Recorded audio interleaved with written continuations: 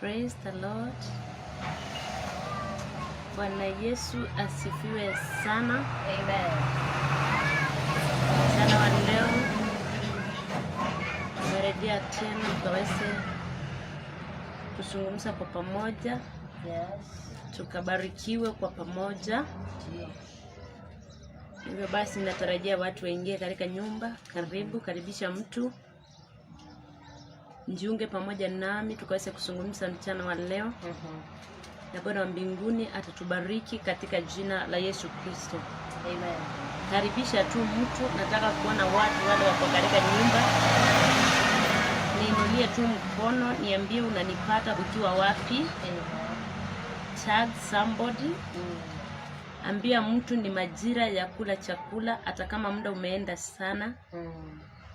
Sema, ambia mtu tu karibu. Tukaweze kubarikiwa kwa pamoja katika jina la Yesu Kristo. Mbona tukabarikiwa kwa pamoja mchana wa leo. Tukamwabudu tu Bwana. Kumwambia anastahili kuabudiwa. Mimi natazama matendo ya Mungu, nakosa nifananishe na nini. Kwa kuwa yeye yale ametenda ni makuu tena ya ajabu. Karibu. Karibu nimekuona. Barikiwa sana.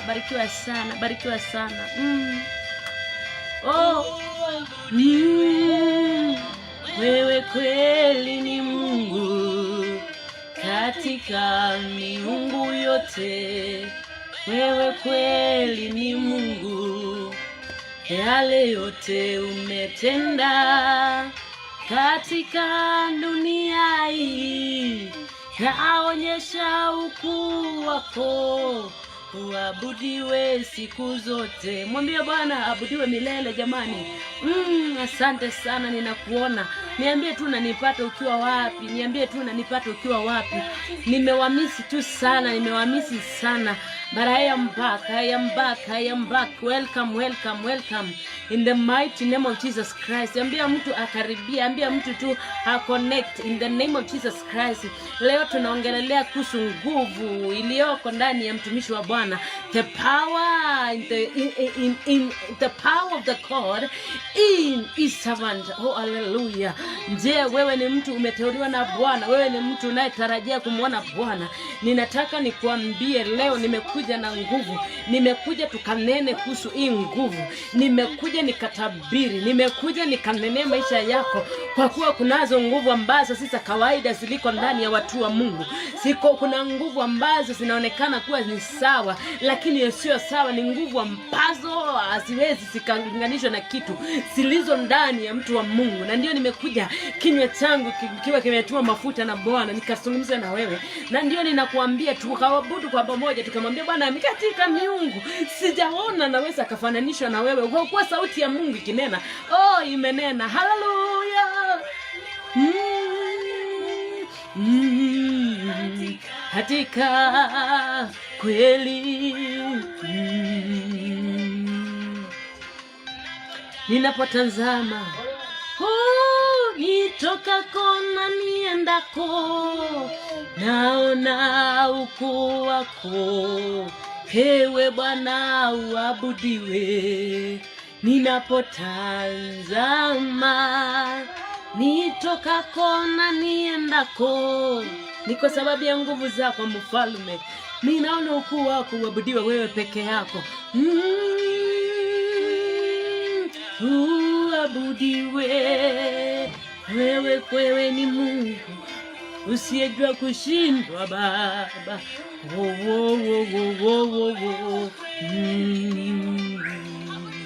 Abudiwa milele Mfalme.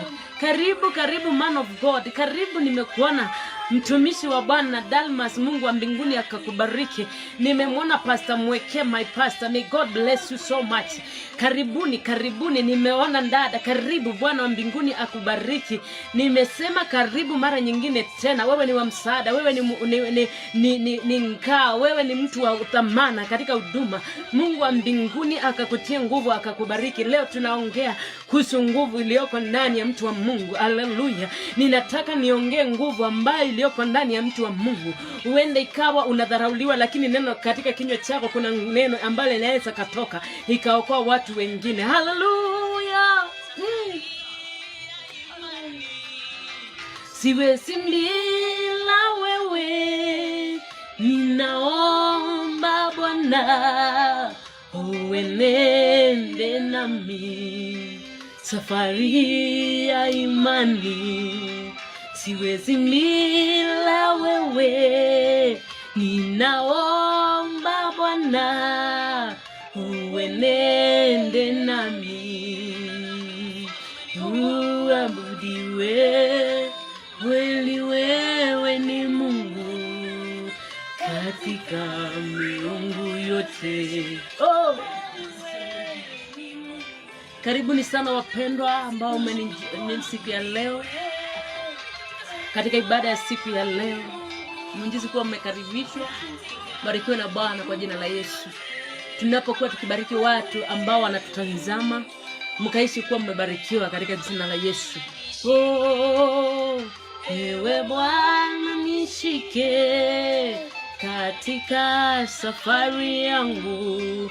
Ewe Bwana nishike. Ninaomba ukashike mtu siku ya leo mahali hapa Bwana. Ninaomba ukafikia kanisa, ninaomba ukafikia watumishi, ninaomba ukafikia mtu ambaye ako katika hali ngumu ya kimaisha. Ninaomba ukafikia tu moyo umenyenyekea siku ya leo. Kwa kuwa wewe ni Mungu, tembea na mimi, tembea na wao, tembea na sisi katika safari hii ya imani. Bwana, tukakuabudu, tukakupenda zaidi katika jina la Yesu Kristo, mfalme uketie mahali pa juu zaidi. Uabudiwe milele, uabudiwe milele, uabudiwe milele Yesu. Uabudiwe, ninakupenda. Bwana wa mbinguni, ninakupenda mchana wa leo. Ninasema usujudiwe. Mali ulipo mwinulie tu Bwana mikono. Mwambie tu Bwana, ninakuhitaji mchana wa leo. Mwambie Bwana, mchana wa leo kile ninachohitaji ni kutembea na wewe. Mwambie Bwana, kile ninachohitaji mchana wa leo ni kusikia kutoka kwako. In the mighty name of Jesus Christ. Mwinulie tu Bwana mikono.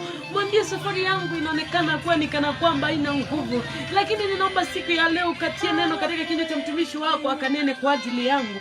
In the mighty name of Jesus Christ. Akatie mahali pa juu zaidi katika jina la Yesu Kristo. Baba, ninakupenda, ninasema ushuhudiwe. Asante kwa mchana wa leo umetupa kuwepo Bwana. Tunanyenyekea ili tukakuabudu Emmanuel. Maana yake Mungu pamoja nasi. Ni wewe peke yako tunakutazamia. Jehova, ninakupenda. Umbali umetuleta Bwana ni kwa ajili ya wema wako. Umbali umetuleta sio kwa sababu tuna wema wowote, lakini Bwana umetupenda tu. Jehova, umetudhamini tu. Ninasimama katika kiti cha rehema nikiomba rehema zako zikatutoshe katika jina la Yesu Kristo. Bwana, ukafikia huyu mtazamaji, ukafikia atakayesikia neno hili, ukafikia wapendwa wako katika hema. Baba, ninaomba ukawaguze, ninaomba ukatransform maisha yao, ninaomba ukabadilishe kila nyakati. Nyakati zingine zinaonekana sautesi, lakini Yesu, ninaomba ukawafikie katika jina la Yesu Kristo. Oh God, we love you. Oh Jesus, we love you. Tunakupenda Bwana. Tunakiri kwa vinywa vyetu ya kwamba tunakupenda. Umekuwa mwema kwetu. Tunakuabudu. Inuliwa milele mfalme. Tunakuabudu katika jina la Yesu. Hivyo basi naomba ukatubariki. Fungua masikio yetu ya ndani, ufunua mbingu kashuke. Ninaomba kinywa changu kisinena usia wangu, lakini kikanena fadhili na mapenzi yako katika jina la Yesu Kristo. May you speak to us, O God, because you are faithful King. In the name of Jesus Christ. Nguvu iliyoko ndani ya mtumishi wako ndio tutakalonenea leo. Uenda ikawa tutaweza kueleweka, lakini ninaomba na sikio ya ndani ikafunguke, mwanadamu akaelewe katika jina la Yesu Kristo. Asante kwa kuwa uko hapa. In the mighty name of Jesus Christ. Mwinulie tu Bwana mkono, mwambie Bwana ni asante kwa kuwa fadhili zake ni kuu katika jina la Yesu Kristo. Haleluya, haleluya, haleluya. Ninaomba nikazungumze na wewe kwa dakika kidogo sana. sababu najua wengine washarudi kazini, wengine wameketi tu pahali wananisikiza, wako na shughuli tofauti tofauti.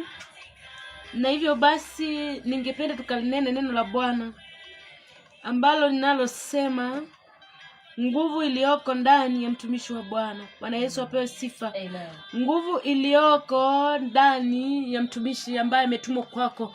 Nguvu iliyoko ndani ya mtu ambaye ametiwa na amepakwa mafuta na Bwana.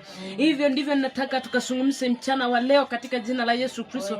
Nikuambia kwamba kuna majira mengine mtu anafika mahali anasikia hawezi akaendelea katika safari. Lakini kuna mtu ako mahali ametumwa ni kwa ajili yako. Kuna mtu katika kinywa chake kimetiwa neno ni kwa ajili ya kukutia nguvu ya kuendelea. Na hivyo basi nimekuja nikazungumza na wewe kuhusu nguvu ambayo iko ndani ya mtumishi. Kuna watu wengine wamejaa dharau, wakiona mtu akipita, pengine hata anahubiri kwa barabara wanaanza kusema huyu ni sadaka tu anataka. Lakini huyo mtu ako na neno liko ndani yake linaweza likaponya maisha yako. Na hivyo basi nimekuja nikanene na wewe, nikanene na muimbaji ambaye ametiwa neno la uimbaji ndani yake. Huyo neno linaweza linasababisha mtu mwingine akapona mali. Unaweza ukasimama katikati ya ukumbi, ukaimba wimbo ukaponya watu. Wewe ni mtu umetiwa neno na Bwana ndani yako ili ukaweze kufikia watu ukawaponye kupitia ile neno ambalo limetiwa ndani yako. Yes. Bwana Yesu apewe sifa. Amen.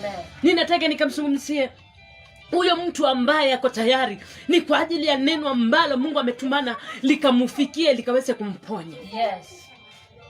Kuna watu wakiona wachungaji wanahubiri injili wanaanza kusema huyu lengo lake mwisho wake anaelekea kuitisha tu sadaka. Lakini nimekuja nikwambia kwamba huyo mtu ambaye anazungumza kwako kila kuchao ako na neno ambalo limetoa na Bwana ndani yake. Ni kwa ajili ya kuponya maisha yako mahali ambapo wewe huwezi ukajitoa. Praise the Lord. Nikasoma historia ya Petro walipokuwa wakiondoka wakienda katika maombi yao yalikuwa ya saa 9. Neno la Bwana linasema kwamba na Petro akiwa katika safari wakienda katika ule mlango mzuri katika hiyo hekalu. Neno la Bwana linasema kwamba walikuwa wanaingia kwenda kufanya ibada. Mahali pale palikuwa panakusanyika watu wakimfanyia Bwana ibada. Ninataka nikazungumze na mtu ambaye amekaa katika malango mahali fulani akimngoja Bwana akaseme neno. Nimekuja na hilo neno kwako mchana wa leo, nikanene katika hali ya kwako, nikanene hiyo hali unasikia nikana kwamba hata hiyo hali haiwezi ikatoka katika maisha yako. Nimekuja nikainene kama Petro katika jina la Yesu Kristo akatia mahali pa juu zaidi. Nimekuja kinywa changu kimetiwa mafuta nikuambia kwamba hiyo hali umeipita sio permanent katika maisha yako. Nimekuja nikuambie kile kinachosumbua maisha yako kinakutesa sio permanent mchana wa leo. Nimekuja nikakwambia katika mlango umeketi, pengine umekoja msaada kwa muda mrefu. Nimekuja na neno la Bwana ambalo limetiwa katika kinywa changu nikuambia kwamba amka na utoke, nenda ukatangaze kule uliko, kule watu waliko kudharau, ukawatangazia kwamba Bwana ashafika na amefika kukuokoa na amefika kukuponya, amefika kukuinua, amefika kukupeleka kiwango kingine katika jina la Yesu Kristo ukatie mahali pa juu zaidi. Yes. Amina. Katika Matendo ya Mitume 3 kuanzia mstari wa 2 neno la Bwana linasema na mtu mmoja aliyekuwa kiwete toka tumboni mwa mama yake. Mtu ambaye amekaa kando ya barabara, mtu ambaye amekaa katika malango ya kwake hakingoja msaada kwa muda mrefu. Mtu ambaye tangu aliposaliwa hajaiona kitu kizuri kimeyapita katika maisha yake. Hajaiona wema hata siku moja. Hajaiona watu wakimpenda siku hata moja. Nimekuja nikwambie kiwete alikaa tangu alipozaliwa na mama yake. Alikuwa kiwete, hakuweza kuamuka kutembea, lakini majira yake ya kuponywa yalikuwa amefika. Akakaa katika mlango. Neno la Bwana linasema kwamba tumboni mwa mama yake alichukuliwa na watu ambayo waliwaweka kila siku katika mlango wa hekalu uitwao Mzuri, ili aombe sadaka kwa watu waingiapo ndani ya hekalu. Bwana Yesu apewe sifa. Yaani mtu ambaye anakaa maisha mpaini ya oheae tangu alipozaliwa. Yeye anaulisanga maisha haya ni nini? Maisha haya yako na wema gani? Ni nini hii mnashindanga mkituambia mambo ya wokovu? Hata tangu nilipookoka ndivyo mambo yangu yaliharibika. Nimekuja kama Petro nikuambie hapo katika huo mlango umewekwa. Nimekuja nikazungumza na wewe nisimame katika huo mlango nikiwa nimetiwa mafuta na Bwana, nikakwambia uwete wako umefika mwisho, nikakwambia kile kimekuwa kikutesa maishani, Bwana wa mbingu ya tatu amekuja ili akakisuluhishe katika jina la Yesu Kristo. Neno la Bwana linasema ya kwamba alikuwa anakalishwa katika mlango mzuri. Neno la Bwana linauita mlango mzuri, a beautiful gate, a beautiful gate, mahali palikuwa panaingililiwa na watu wa Bwana wakienda katika hekalu, kwa kuwa katika hekalu kuna majibu. Katika hekalu kuna majibu. Kwa waganga wapendwa hakuna majibu, kwa waombezi wa uongo hakuna majibu, lakini katika mlango wa hekalu kuna majibu. Nimekuja nikuambie mahali umeketi ndipo mlango wa kwako. Mungoje tu Bwana hapo. Nimekuja na neno litakalo kukutoa hapo umeketi katika jina la Yesu Kristo aishie milele. Neno la Bwana linasema ya kwamba na mtu huyo akiwaona Petro na Yohana wakiingia hekaluni, aliomba apewe sandaka.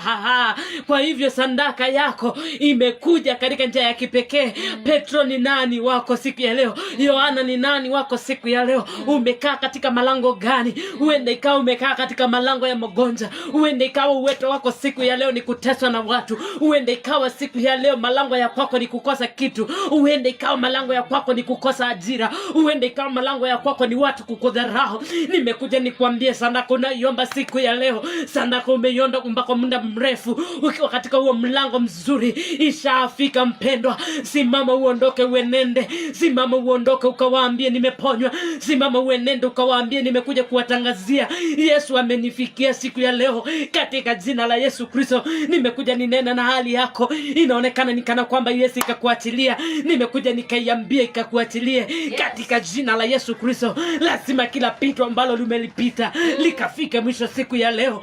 Ukasimame katika huo mlango mzuri, ukaenende ukanjonyeshane, kwa kuwa Kristo anakuja katika malango ya kwako. Neno la Bwana linasema kwamba Petro akipita wakiendea katika ule mlango, huyo kiweta akawaita, njooni jamani, njooni nyinyi mnakaa kung'ara vizuri, nyinyi mnakaa watu mmebeba pesa, njooni mnisaidie. Lakini hakujua nguvu iliyoko ndani ya hao watume, hakujua nguvu iliyoko ndani ya servants of God, hakujua nguvu ambayo watu wamebeba. Petro hakutazamia pesa ambazo alikuwa nazo, pengine alitazama ile nguvu iliyoko ndani yake. Nimekuja ninene kwa hiyo nguvu, nimekuja ninene katika mamlaka, nimekuja ninene katika hiyo nyakati. Unaona nikana kwamba Yesu ikabadilika. Nimesimama katika malango nikaambie hiyo hali ikakuachilie, nikaambie roho ya mapepo ikakuachilie, uchawi na nguvu za utesi zimekutesa kwa muda mrefu ikakuachilie kwa jina la Yesu. Hata kama mikono yako imefungwa ili usije ukafikia hatima yako, ili usije ukashika kitu ambacho kikafanikiwa, nimekuja nikakinene kwa nguvu ambayo iko ndani yangu katika jina la Yesu Kristo. Petro alitazama huyu mtu, kile anachokihitaji ni sandaka, lakini akamwambia sisi hatuna fedha wala dhahabu hatuna, lakini kile kiko ndani yetu hashaka yala. Ninataka kunena na mtu ambaye ametiwa nguvu na Bwana ili akanenea maisha ya mtu mali. Ninakutuma wewe umetiwa nguvu na Bwana, enenda katika hizo haya malango, keti hapo ukawaambie watu njooni katika haya malango, kuna uponyaji wako katika jina la Yesu Kristo aketie mahali pa juu zaidi. Neno la Bwana linasema Petro, mstari wa 5. Mstari wa 4 neno linasema na Petro akimkazia macho pamoja na Yohana akasema, hatuwezi, hatuna sisi, hatuna. Praise the Lord. Hatuna hiyo ulikuwa unatarajia. Uende kaa unaangalia mchungaji wa kwako, yule anayekunenea kila siku, unamwona unamdharau. Yaani unasema huyo hata ana msaada wa kwangu. Nimekuja kukuambia ndani ya huyo mwanaume, ndani ya huyo mama, kuna nguvu zinaweza zikakutoa katika malango ya shida. Kuna nguvu ambazo zinaweza zikakutoa katika hicho kifungo umefungwa kwa muda mrefu. Wewe umekuwa tasa kwa muda mrefu. Ninakwambia kwamba kuna nguvu ndani ya mtu wa Mungu. Anjapo nena kitu njoo ya maisha yako, itaweza ikaondoa utasa. Na wewe ukasimama ukasonga mbele. Petro akamwambia, akimkasia macho, akamwambia sisi hatuna fedha, sisi hatuna chochote kile unachokihitaji, lakini kile kiko ndani yetu. Oh my God, huyo Yesu aliye ndani yako mpendwa, una nguvu na mamlaka, mtumishi wa Bwana, kunenea hali ya mtu ikatoke, kunenea utumwa wa mtu ukaondoke. Ninataka kutangaza na kunena katika majira yako mangumu. Hayo majira nimekuja na Yesu mwenyewe, nimekuja Jehova akiwa ndani yangu, nikatangazie nyakati za kwako sikabadilike ukaone mema katika jina la Yesu Kristo aketie mahali pa juu zaidi. Petro akamkazia macho akamwambia, hatuna kitu kile unachokihitaji, sisi hatuna. Lakini sikia akamwambia, Lakini Petro akasema, mimi sina fedha wala dhahabu, lakini nilicho nacho ndicho nikupeacho. Yesu peke yake. Petro alikuwa amebeba nguvu. Petro alikuwa amebeba power. Petro alikuwa na usemi katika kinywa chake. Akiwa na Yohana wakiwa wakiingia katika ule mlango, ninaona watu walikuwa wakaa katika ile hekalu, vile Yohana walikuwa wakiingia, vile walikuwa wanabarikiwa. Ninataka kunena juu yako wewe kiwete kwa njia moja ama nyingine. Uende ikawa wewe si kiwete kimwili, lakini wewe ni kiwete kifedha. Wewe ni kiwete kiroho. Wewe ni kiwete kwa vitu unavyofanya. Nimekuja ninena na weta wako. Petro akamwambia, sisi hatuna chochote kile unachokihitaji. Hicho unachokihitaji hatuna. Kwa kuwa ule mtu alikuwa amezoea kupeangwa pesa tu. Alikuwa anaona solution yake ni pesa. Hakujua kana kwamba ndani ya Petro na Yohana kuna nguvu mpasa sisa kawaida. Petro akasema, na kile tunacho ndicho tutakachokupa. Ninapenda power ile ilikuwa ndani ya Petro. Nimekuja ninena kama Petro. Kile tunacho sisi ni Jehova peke yake. Sio pesa. Hatuwezi tukakupa pesa. Hatuwezi tukakupa chochote kile unachokihitaji. Lakini Yesu ndio zaidi ya vitu vyote unavyovihitaji katika ulimwengu huu. Unjapompokea Yesu, anjapoingia katika hali ya kwako, anabadilisha nyakati zinakuwa sawa, na anasababisha mambo yanaendelea kuwa sawa. Kwa kuwa yeye ni Mungu, hawezi kashindwa. Katika jina la Yesu Kristo. Kwa jina la Yesu. Petro akasema, kwa jina la Yesu Kristo wa Nazareti. Oh my God. Simama uende. Hallelujah. Uende kama umeombewa kwa muda mrefu. Wengine wanasema nimetoa hata mpaka pesa mingi ili niombewe nipate msaada. Lakini tazama, Petro alisimama akamwambia, sisi hatuna fedha wala dhahabu, lakini kile tunacho ndicho tutakachokupa. Kwa kuwa alikuwa anajua sisi tumebeba zaidi ya pesa. Sisi tumebeba zaidi ya dhahabu. Petro akamwambia, simama, ondoka uende. Simama, ondoka uende. Na huyo mwanaume akasimama, akaanza safari. Kwa kuwa Kristo aliye ndani ya Petro ni mkubwa. Kwa kuwa Yesu aliyekuwa anatangazwa na Petro na Yohana ni mkubwa.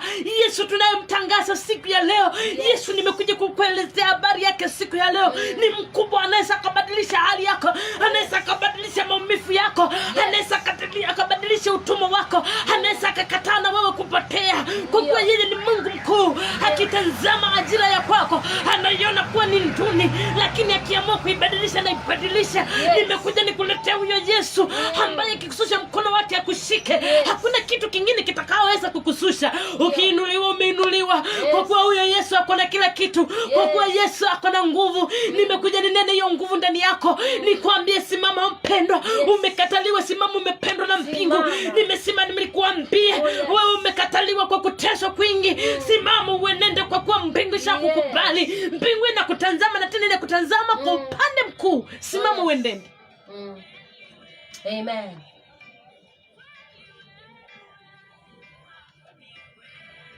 Unaweza ukakaa katika malango ukingoja fedha, pengine ukingoja mtu mkubwa akuje kukutabiria, na kumbe yule mtu uko na yeye hapo ndio ako na msaada wa kwako. Unakaa katika malango, lakini yale maisha unakaa ni yawe hae katika mlango mzuri. Huyo kiwete alikaa hapo akingoja, kwa kuwa wale watu walikuwa wanaingia katika hema ni watu matajiri. Kwa hivyo wakiingia pale wanamsaidia. Hakuwa anajua kwamba siku yake ya uponyaji ishafika. Umekaa katika malango kwa muda mgani? Umekaa katika hekalu kwa muda mgani? Umekaa katika madhehebu, umesafu madhabahu kwa muda mgani? Lakini kile kitu ambacho wewe unaomba hakiwezi kikakuja katika maisha yako. Ninataka kukuambia katika malango yako nimekuja niyanene. Hapo ulipo Bwana akakufikie, akakuponye, kwa kuwa Kristo ni mweza. Ninakuambia, simama katika ndoa yako, simama katika ujana wako, simama katika kazi yako, simama katika mlango mzuri. Neema imeshuka ya ajabu. Mwinulie tu Bwana mikono, mwambie, siku ya leo ukaniponye, siku ya leo ukaniondoa katika mateso, siku ya leo ukaniondoa hapa. Nimezoea kuketi nikiomba, lakini hata msaada wenyewe haunifikiangi. Bwana, nimekuja, ninachoomba ni ukanitoe. Solution yetu ni Jehova peke yake. Amen. Katika malango, Oh yes. katika hayo malango Petro walionekana wakiingia, watu wakapendezwa zaidi, kwa kuwa wameona makuhani mitume wakiingia katika hema, kwa kuwa walikuwa wanajua kwamba leo tutabarikiwa. Na kumbe miujiza ilianzia pale nje katika malango. Kwa hiyo kiwete ninaona Petro, na sio mara ya kwanza. Biblia inasema kwamba alikuwa anabebwa, analetwa katika yale malango, anakalishwa hapo, na hiyo siku ndio alifikia muujiza wake. Praise the Lord. Huenda ikawa Petro alikuwa anapita, huenda ikawa umekaa kanisani kwa miaka 10, umekaa kanisani kwa miaka 5, muujiza wako hujawahi fika. Usichoke mpendo, nimekuja kukuambia Yesu anakutembelea hapo ulipo siku ya leo. Akakutoa katika utesi, akakutoa hapa, akakupe muujiza wako.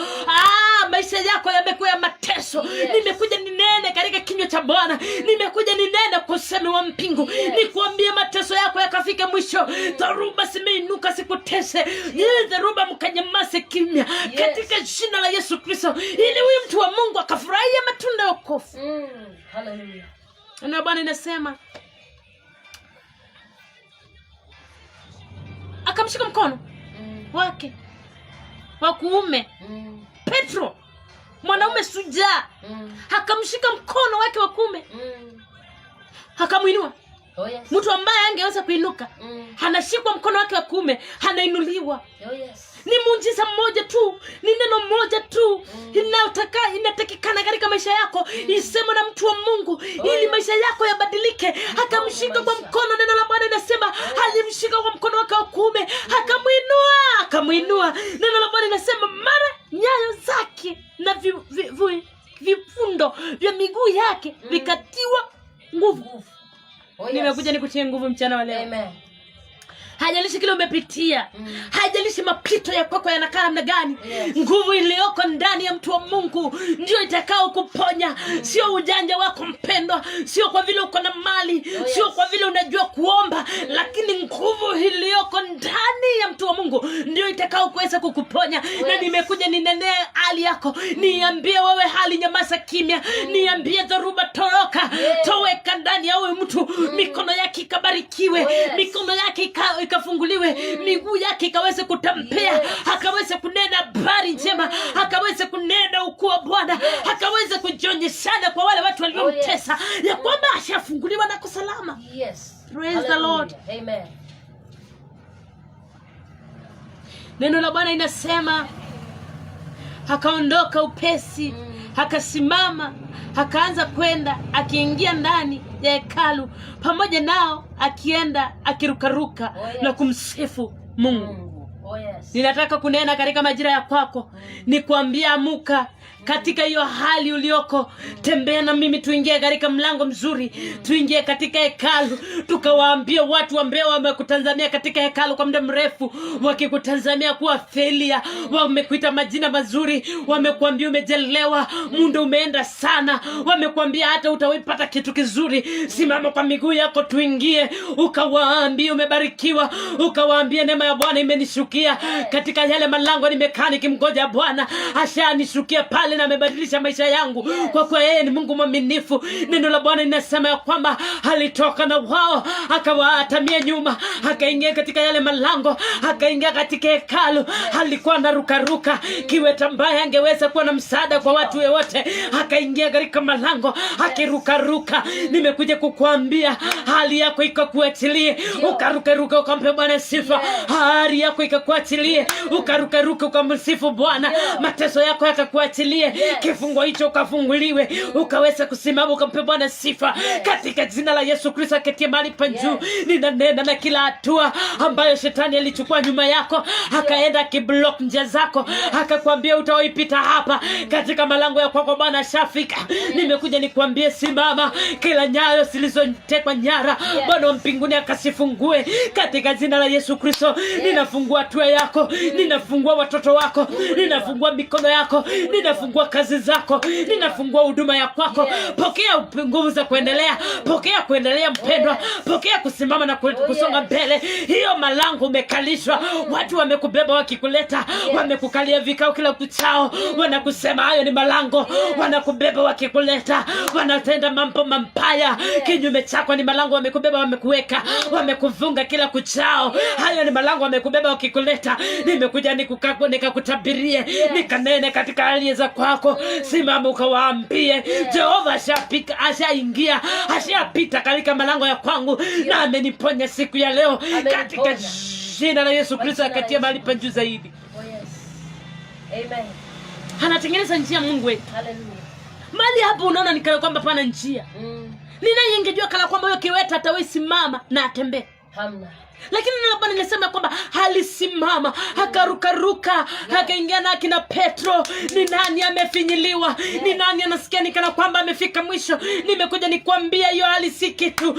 Nikakuachilia mchana wa leo, nikaitangazie kukuachilia katika jina la Yesu Kristo. Kama ni tasa akapata watoto, kama ni mama amedharauliwa katika safari, ukaheshimike mama. Mtumishi wa Bwana ukaheshimike. Bwana akakuvalisha chapeo kingine ambacho ni cha heshima katika jina la Yesu Kristo. Uende kwa watu ambao unawahudumia, wakikutazama na kuitanga baba wakashatika moja. Bwana akasababisha hayo malango yakakuachilie, wetu ukakuachilie, ukabarikiwa na Bwana.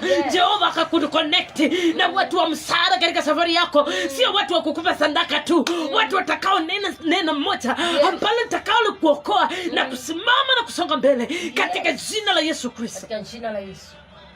Amen. Sikia nikwambie, katika hiyo hali unasikia nikana kwamba umefika mwisho.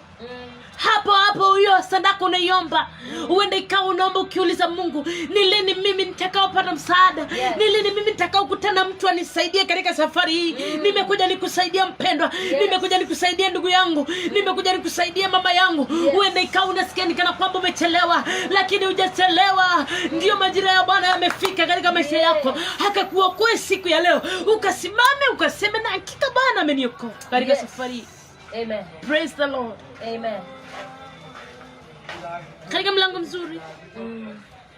Akakaa pale kwa muda mrefu. Yes. Lakini msaada hukupatikana mahali pengine isipokuwa kwa neno ambalo lilitoka katika kinywa cha mitume. Ndani ya mitume, ndani ya watu wa Mungu kuna nguvu. Ndani ya huyo baba wako wa kiroho kuna nguvu. Mwambie Bwana, nenia hili jambo. Baba yangu nena, ni kwa sababu ndani yako kuna nguvu. Kama Petro alinenea huyo kiwete akasimama, na huyo baba yako unashinda kwake kila kuchao. Mwambie nena na umwaminie Mungu. Oh yes. Laida timia. Wengine wanakataa kupokea baraka za kwao kwa kuwa wamedharau tu kila kitu. Hata injili wameidharau, hata watu wa Mungu wamewadharau. Hata nini wakiona mbele wanasema wachana hawa ni wa kuombaomba. Wacha nikwambie, hatuko katika gospel kwa sababu ya kuomba sadaka. Hatuko kwa sababu ya kuomba kitu chochote kile. Tupo ni kwa ajili ya kung'oa maisha yako mahali umewekewa, ili ukaweza kusimama na kumtumikia Bwana, ili watu wengine wakitazama maisha yako waseme hakika huyu mtu ni wa Mungu, na mimi ninaokoka ili Mungu huyu akaweze kutukuka ndani yangu pia. Praise the Lord. Amen. Watu wanakataa kufikia hatima yao kwa sababu wakitazama watu wanaanza kuwapa majina. Mpendwa, kile utakacho kinena kinyume cha mitume, kinyume cha watu wa Mungu, kinaweza kikakufuata. Afadhali unene mema ili mema yakufuate. Kama ule kiwete angetazama akina Petro na awaone kama zile siku zingine, pengine hiyo siku angeweza kupata uponyaji. Lakini alipowaona, aliona watu matajiri. Kuna watu wakiingia katika hekalu wanadharauliwa kwa sababu hawana msaada yoyote wanapeana katika hekalu, lakini hao watu ni wa msaada sana katika nyumba ya Bwana. Hao watu ni wa msaada sana katika safari hii ya imani. Ninataka kunena pia na wachungaji, niwaambie wale washirika wako katika hema na wao hawatuwezangi kutoa sadaka ile wewe unataka watoe. Ninataka kukuambia hao watu ni wa muhimu sana katika mwili wa Kristo. Bado endelea na kuwatia nguvu, endelea na kuwaombea, endelea na kunena mema katika maisha yao. Kuwa kama Petro katika maisha yao. Kuwa Petro, nena hiyo kitu kiko ndani yako cha wema kwa ajili ya kuwafikia wakaweze kuinuka katika jina la Yesu Kristo. Fanyika kwa msaada kwao, lakini si wafanyike kuwa wakulia. Simama katika nafasi ukatabiri katika madhabahu ya kwako, uambie Bwana, watu hawa ni wangu na nimekataa wakiwa ukiwa, nimekataa watu hao wakiteseka. Uone vile Bwana atakavyotii neno la kinywa chako na kuwabariki kwa kuwa uko ndani yako. Alisema Petro, kile tunacho ndicho tutakupa. Amen. Simama uondoke. Kwa jina la Yesu wa Nazareti. Yes. Nataka nikanene na wewe nikwambie, hata kama unaishi maisha inakana na gani, miserable life, Yes. Unaona hakuna change, hakuna utofauti. Unaangalia unasema mimi mahali nimefika, afadhali niachana huyu Yesu. Malangoni mwako ndipo wametuma msaada. Nimekuja hapa katika malango nikanene niseme msaada wako ukakufikie. Yes. Jehova Mungu wa Israeli akakutoe katika hali ya utesi na utumwa, ukasimame ukamtumikie, kwa kuwa yeye ni Mungu mwaminifu. Yes. Katika jina la Yesu Kristo. Nataka nikanene na malango ya magonjwa. Yes. Yamekutesa kwa muda mrefu. Yamekutesa kwa muda mrefu. Yes. Unasema ya kwamba pasa nikumbuke, ni kwa muda wa miezi 4 nikiwa katika kitanda cha magonjwa. Ninataka nikanene na ugonjwa ukakuachilie. Amen. Katika jina la Yesu Kristo. Isivyo mbingu ya tatu, roho ya magonjwa umetesa mwanadada huyu. Roho ya magonjwa umetesa huyu mama kwa muda mrefu. Ondoka, toweka kwa jina la Yesu. Nimetangaza katika hicho kitanda unatazama ukiweko, Baba wa mbingu ya tatu akasababishe nguvu zilizokuweko ndani ya mikono ya Petro zikakufikie. Nimekuinua, simama uondoke. Beba hiyo gondoro ambalo umelilalia kwa muda mrefu. Hata ikiwezekana usibebe, tembea hivyo ukawatangazia kwamba umeshaponywa. Amini pamoja na mimi mchana wa leo. Nimetangaza, nimesema uponyaji katika jina la Yesu Kristo. May you receive your healing now. I speak total healing. Total healing in the name of Jesus Christ. Kwa familia yako uponyaji, kwa pesa zako uponyaji, kwa kazi yako uponyaji, kwa huduma nimenena uponyaji katika jina la Yesu Kristo. Mwingine ananiambia, mchungaji, mke wangu alienda na alipoenda hapa akasema ya kwamba tutaonana.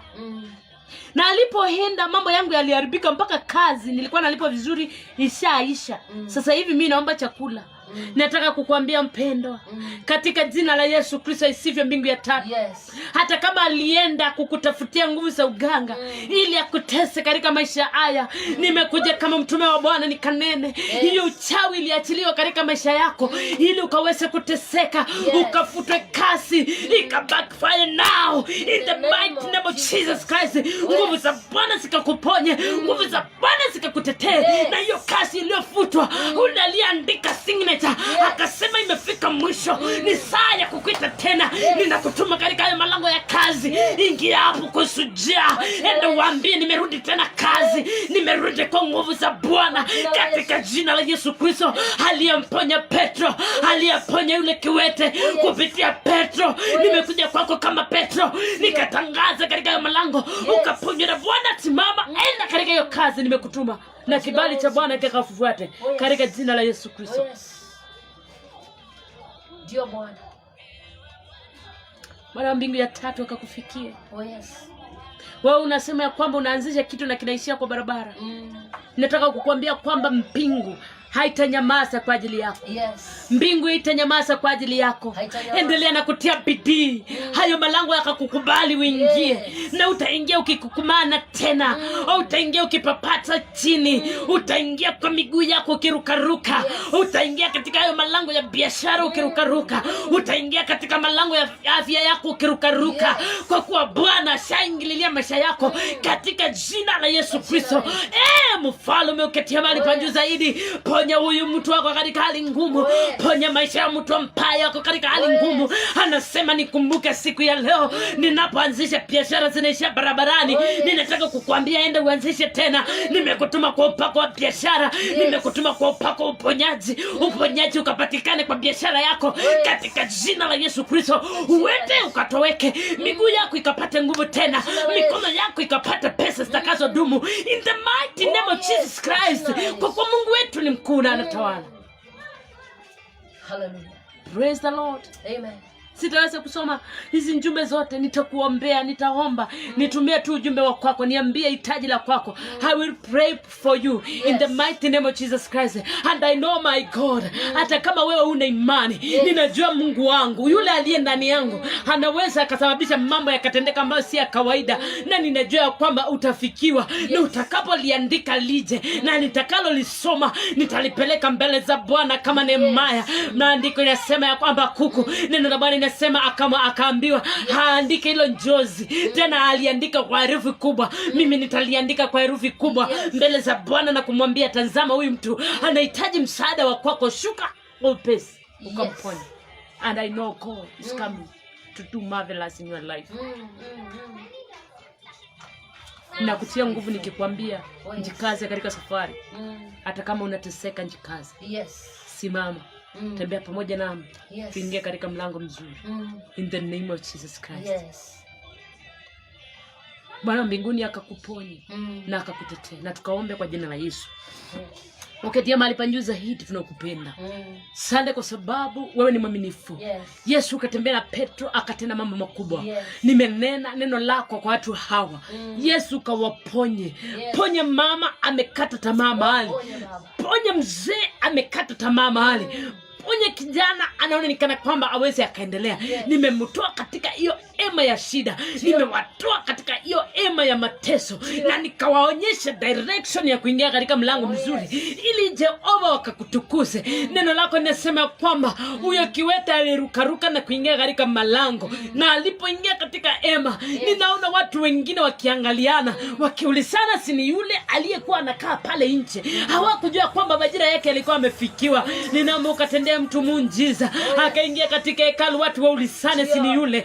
Baba, kwa jina la Yesu Kristo, ukaponye ndoa ambayo ilikuwa inaonekana Yesu ikasimama. Mama akafurahie, mzee akafurahie, akatembea kwa barabara akiwa ameshikana na mke wake, akatembea kwa barabara akiwa ameshikana na mume wake. Watu waulizane si ni wale, si ni yule mama, si ni yule aliyeachwa. Katika jina la Yesu Kristo, ukaponye biashara ilikuwa inaonekana nikana kwamba iwezi kaendelea, ikafanyike kuwa supermarket.